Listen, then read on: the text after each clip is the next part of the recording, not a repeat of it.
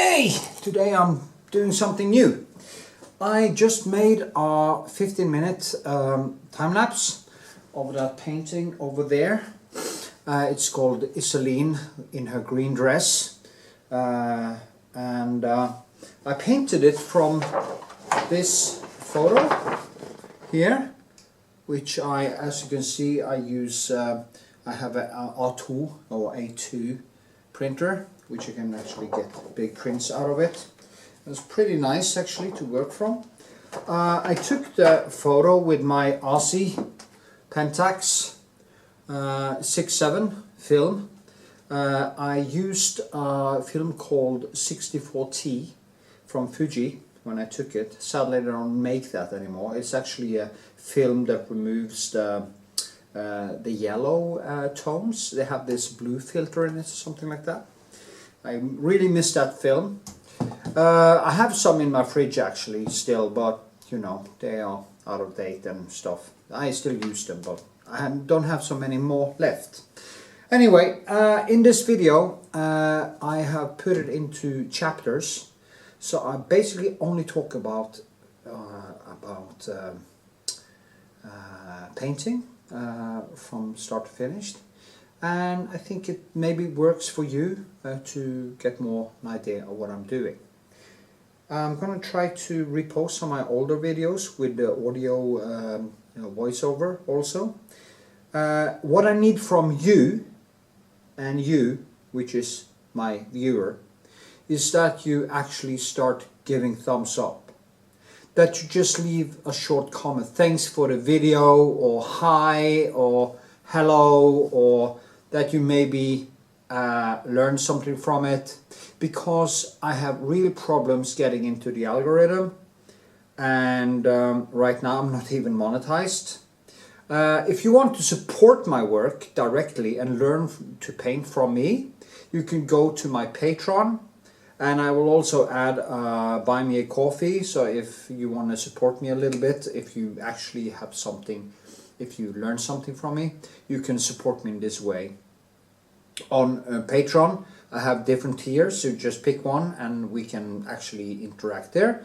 I will teach you or help you with evolving your painting to the best of my abilities. So with this, I wish you a happy time lapse and happy painting, and keep living and having fun.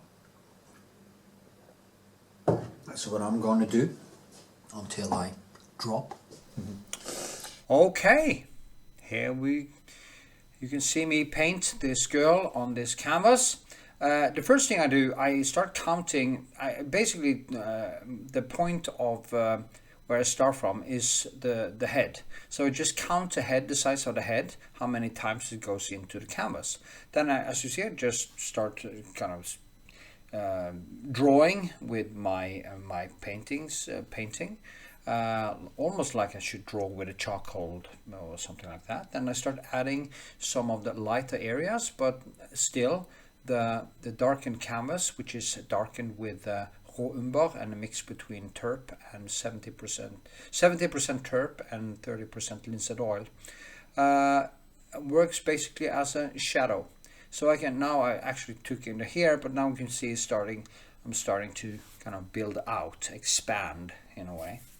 And as you can see here, I come a little bit further, and I have worked more with the light areas behind her face.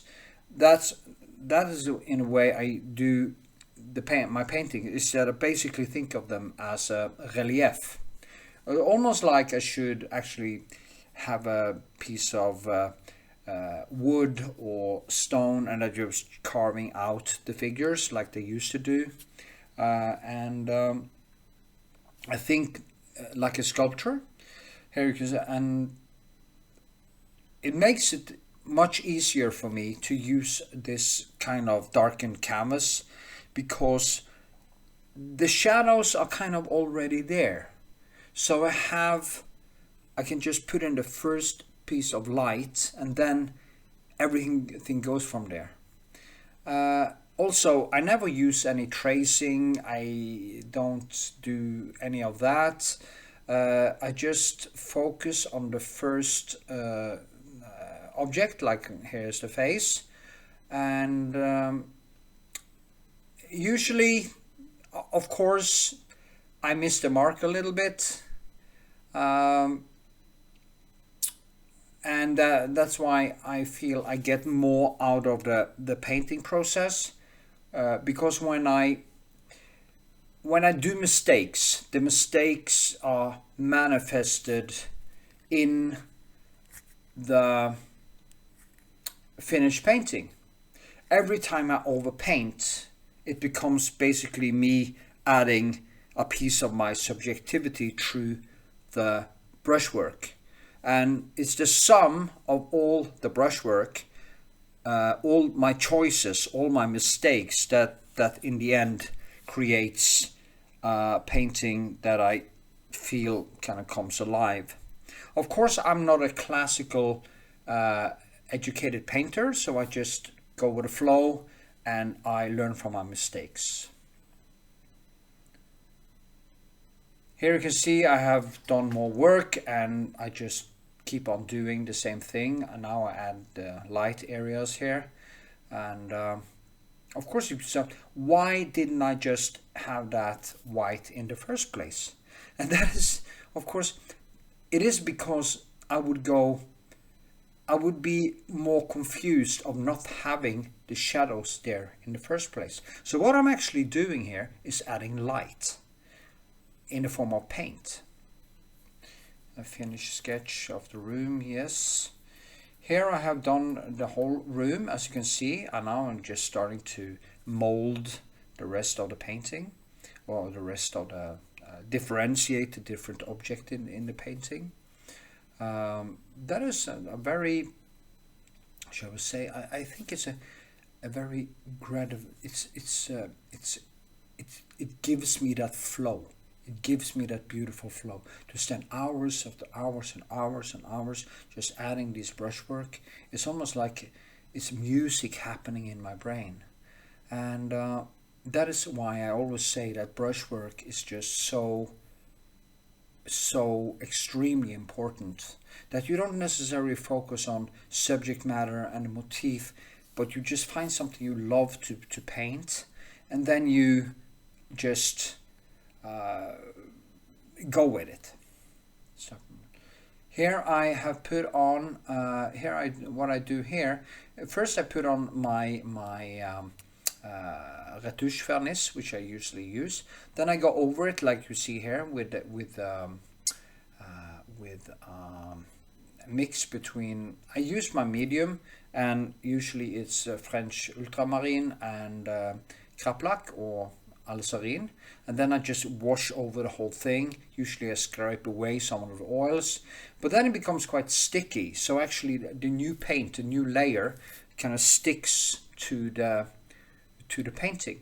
If you had just oil on it and not the retouche vernice, it actually becomes very slippery. I did that mistake once, and because I thought maybe the retouche vernice wasn't that important, but what I experienced was that everything just became extremely slippery. It was almost like the paint didn't want to stick to the canvas.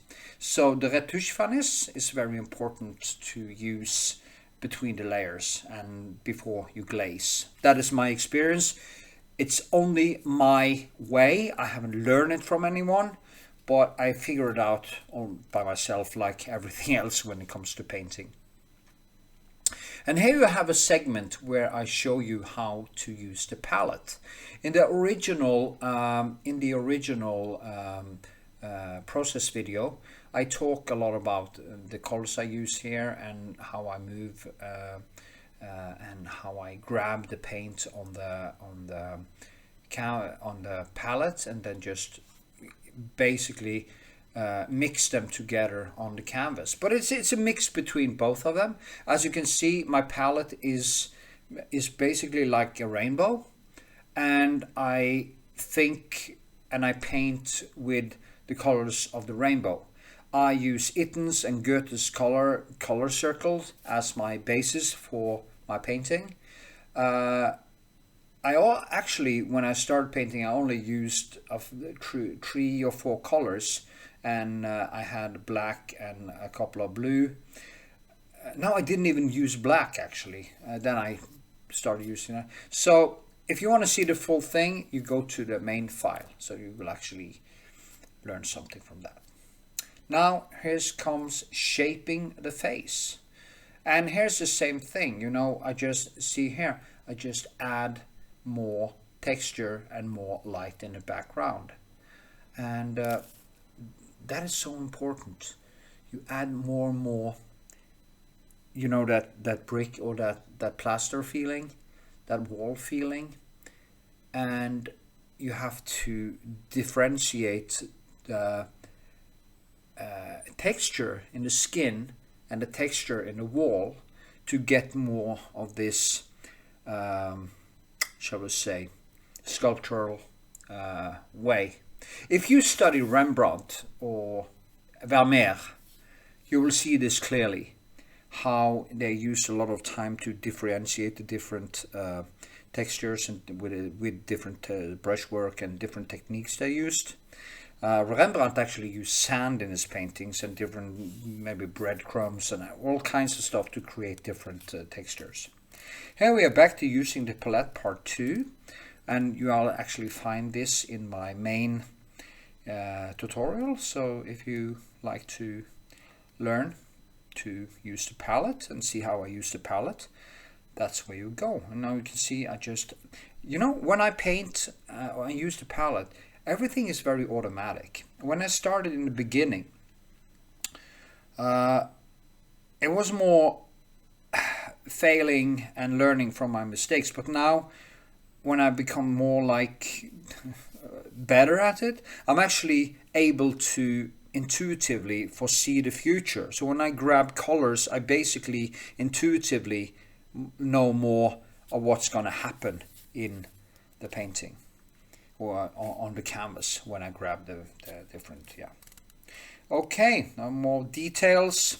Now I didn't go into, I actually kept this painting more impressionistic, so I didn't go extremely into detail in this.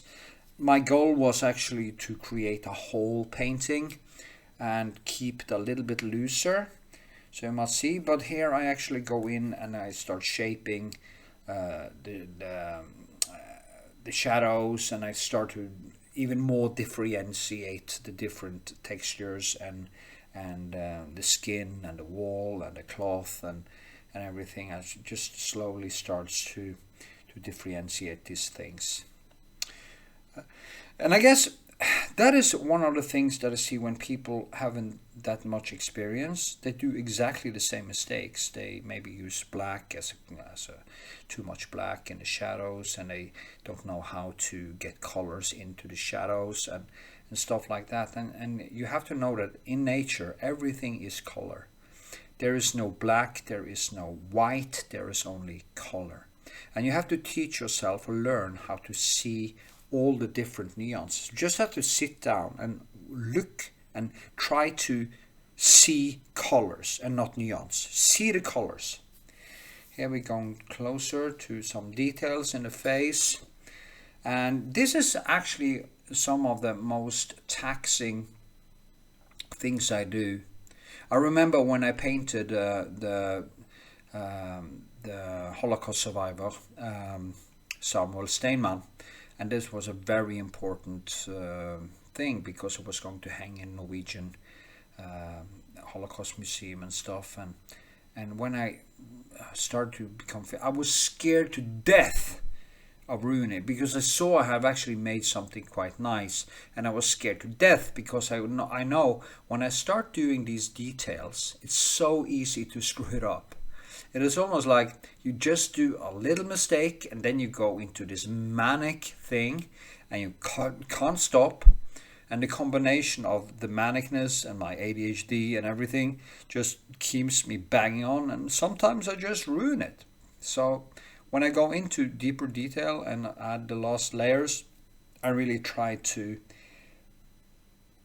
be a stoic. You know, I try to listen to reason.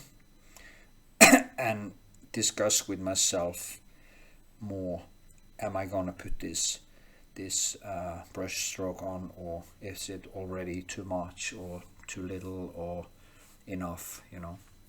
So yeah, and I just make the different details a little bit stronger and build a little bit more shape. Now the perspective here is kind of off because it's from the side when I film, so it looks kind of strange. In reality it's more correct. I also painted more on it, of course. Here you can see me going in.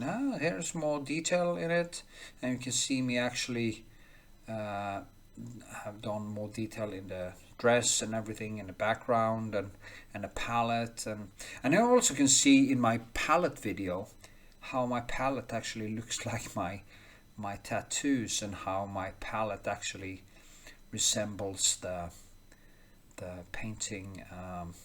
You can see my palette is manifested in my painting.